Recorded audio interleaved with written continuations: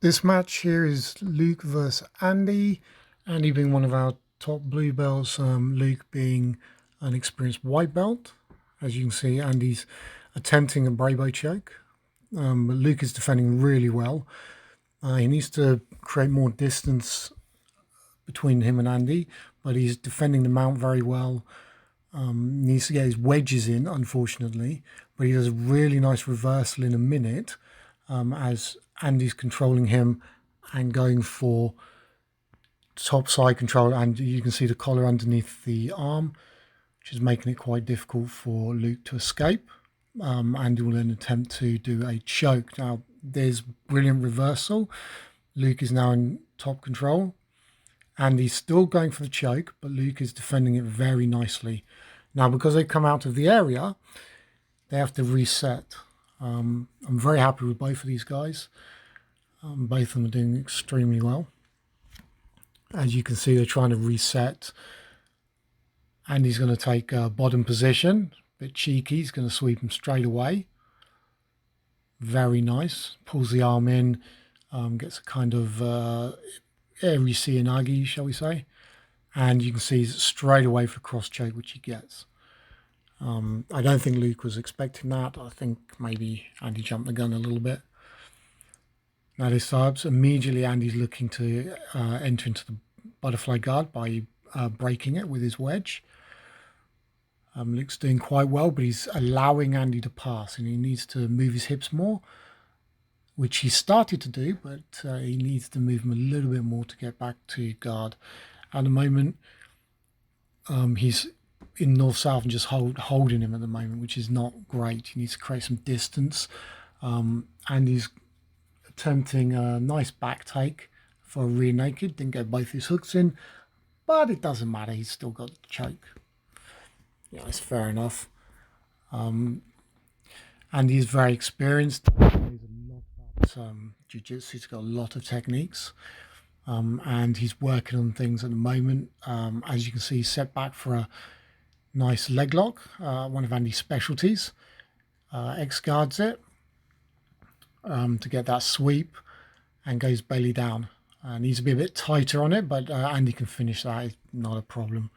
He had a very good grip on his leg.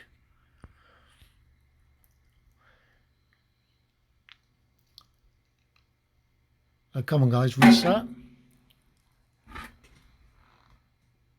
Okay, and they're doing a double guard pull, which is fine. I think they're talking to my brother at the moment. Slapping hands as usual, and then Luke has decided to come up, which is unusual for him.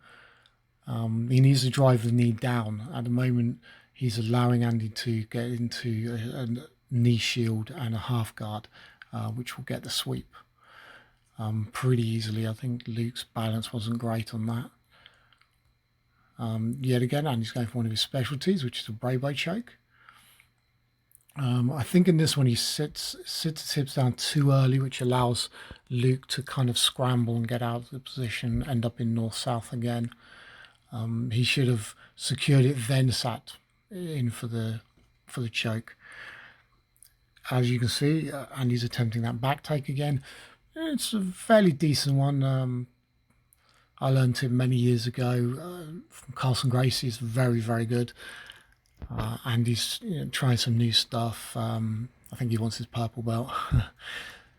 And he's pulling guard on Luke, allowing Luke to go. Now, that sweep in particular, that was Luke's fault, not Andy.